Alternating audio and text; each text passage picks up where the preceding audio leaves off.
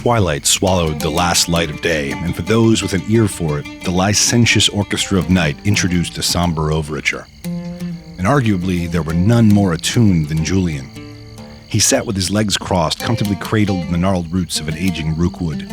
The phosphorescent fungus at his feet wired around the stones and slowly rolled through the various shades of hypnotic blues and surreal violets. Embers of stars dropped from the darkening sky in the form of fireflies, which danced in erratic patterns through the tops of the trees, finally coming to rest in the thick grasses. Through the shadows, he saw curious eyes of a nocturnal pride of wild hode. This was his audience: the trees, the fungus, the fireflies, the forest beasts. They all congregated, transfixed by the sullen sound of his lute. In the fantastical Morinda, where even children could command the supernatural, his communion with the song of the world was one trait that separated him from the mundane. Unfortunately, in a world of magic and wonder, this musical ability had no more significant practical application than it had in his prosaic former life as a vagabond minstrel. Even though he'd left the ordinary world behind almost 2 years prior, he still hadn't realized the potential suggested by Mystic Pan's recruitment. And so this nightly ritual was a frivolity. It was a place to quell the recurring insecurities. And after days like the one he was retiring when his ineptitudes pushed forward his worst sense of inadequacy, he overcompensated in volume of relish for such frivolous things. Yes, he should be engaged in study and practice, in the exploration of lore, or locked in a meditative introspection. But his handicaps of normalcy only made him more obstinate and more prone to seek out this sort of escape, compounding the issue. It was certainly a defiant compulsion. The further he trailed behind his contemporaries, the more determined he became in reveling in this inconsequential personal ritual. So while the other hand-picked students of Mystic Pan were learning to define the stars and conjure illusions and commune with the dead, diversified with intent, Pan would assert, in the name of preserving the world's order, Julian plucked at Ruvani hair drawn across a hollowed-out chunk of wood for his own amusement. Well, his and the wild hode's anyway. Perhaps the self-deprecating was unfair. He was not merely a musician. An ordinary skill such as that, even at mastery level, was not a sufficient requisite for piquing the interest of the mystics. Only in the rarest cases was even the existence of Morinda exposed to those in the normal world, let alone a path to it availed. There needed to exist something extraordinary, something supernatural, some innate ability to glimpse or reach beyond the fabric of the corporeal. Mystic Pan had recruited him because he was convinced that Julian's musical aptitude was evidence of this. It's not a thing Julian had ever considered growing up. This extraordinary capacity had never been measured. The only metric for comparison back in the mundane world was an arbitrary comparison to the skills of other musicians, or in the ability to captivate an audience. But here in Morinda, he had come to realize that his faculty was not merely musical in nature at all. It was not recitation. It was not creation. He was neither deliberately writing nor was he recalling the notes. It was something supernatural. For example, in this moment, the night sang to him in a manner that a subconscious idea speaks to intent. And his performance was congruent to the song in the way that an action represents the impetus defined by that subconscious idea. And just like with an idea rolled over and over and iterated and morphed by the conscious mind, he could pull and tug at the song, his will nudging the nature of the world around him. When too much of his will was imposed, the night would break its connection. And while it was true that nature did not like to be led, it was often amenable to his polite courting gesture and an occasional lascivious dance.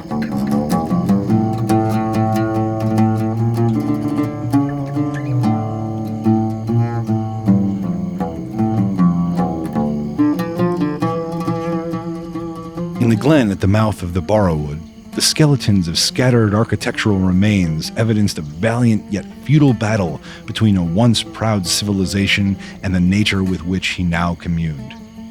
Here, among the mossy ruins that were the threshold to the enchanted forest beyond, the song of the world was clearest of anywhere he knew.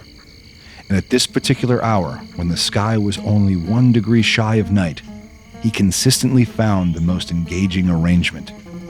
Almost nightly, While his peers were poring over old tomes, he could be found here, doing this, playing music for the forest, or more aptly, accompanying the music of life.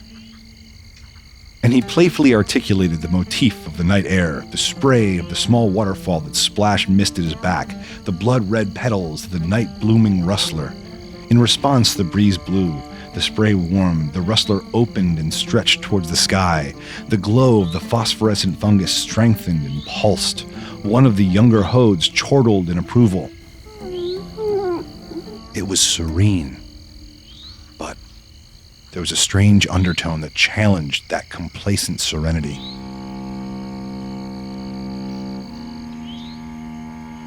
And in response, he could find no counterpoint that wasn't illogical or dissonant.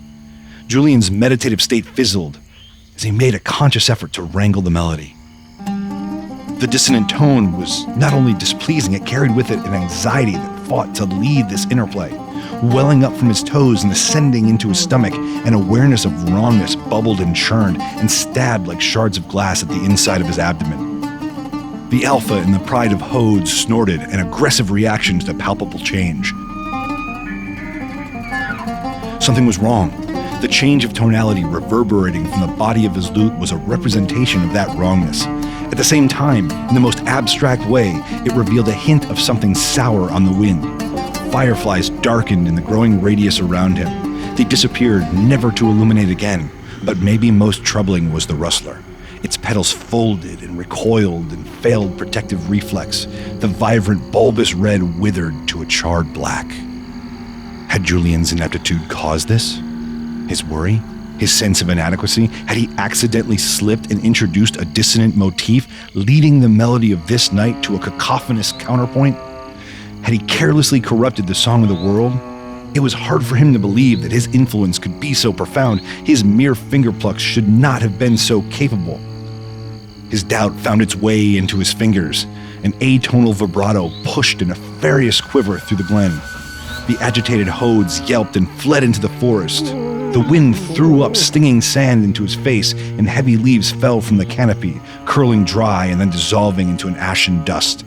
The melody manifesting from his own hands was not only acrid, it was malignant.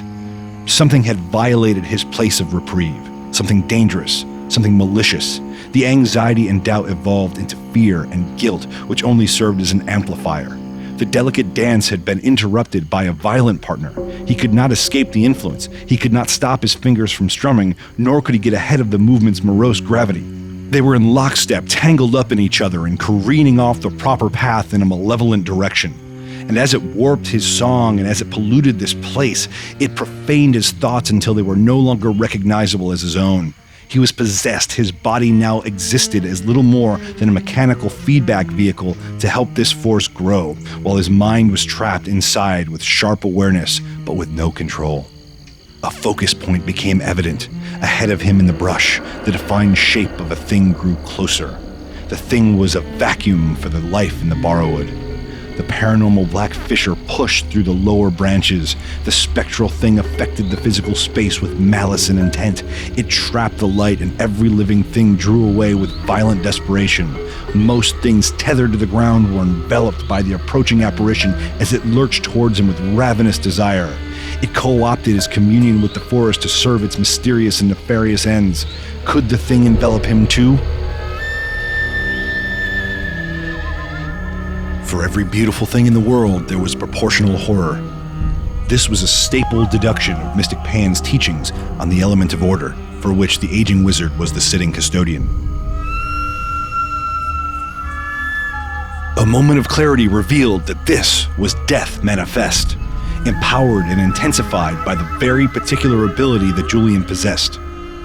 The careless folly of his frivolous escapism had not only played to the living night, but had also become nourishment for a foreign invader, a psychic parasite, one charged by and radiating death.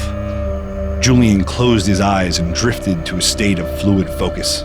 He let his mind deconstruct the complex sonic threads, untangling the mess and finding familiar motifs. He doubled them, tripled them, played their octave.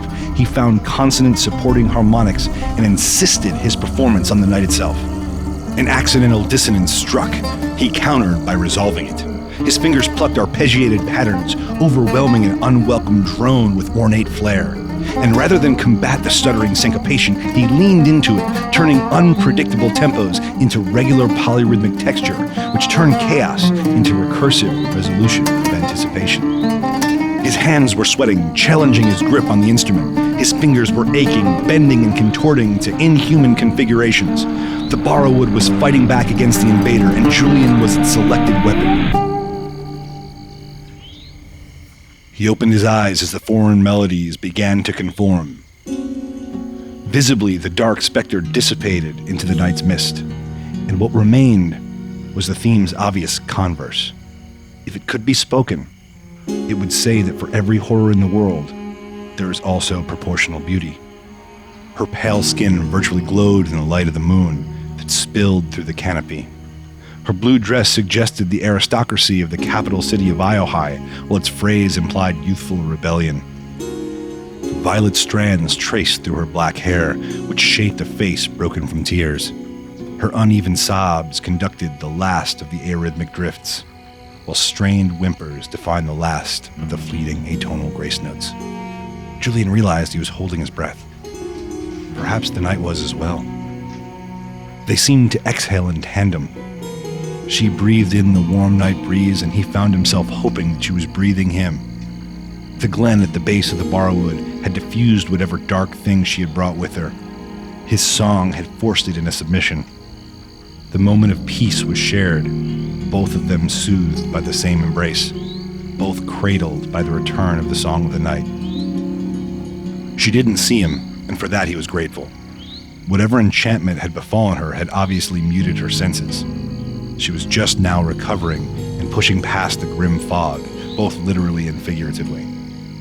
He was so hypnotized by her sudden, strenuous, and ultimately inspired appearance into his special place that his own fogged senses almost didn't pick up on the barking, domesticated Feist now yapping at her ankles. It wasn't aggression, it was relief. The creature's tail waved with exuberance as it hopped and danced around her. Defeated, she collapsed to the ground and ran her hand through its reddish short-haired coat, taking a moment to rub behind one of its triangular ears. It accepted the affection with a lapping tongue, which caused a single weak chuckle to pierce her exhaustion. She whispered to the Feist, inaudible to Julian from a distance.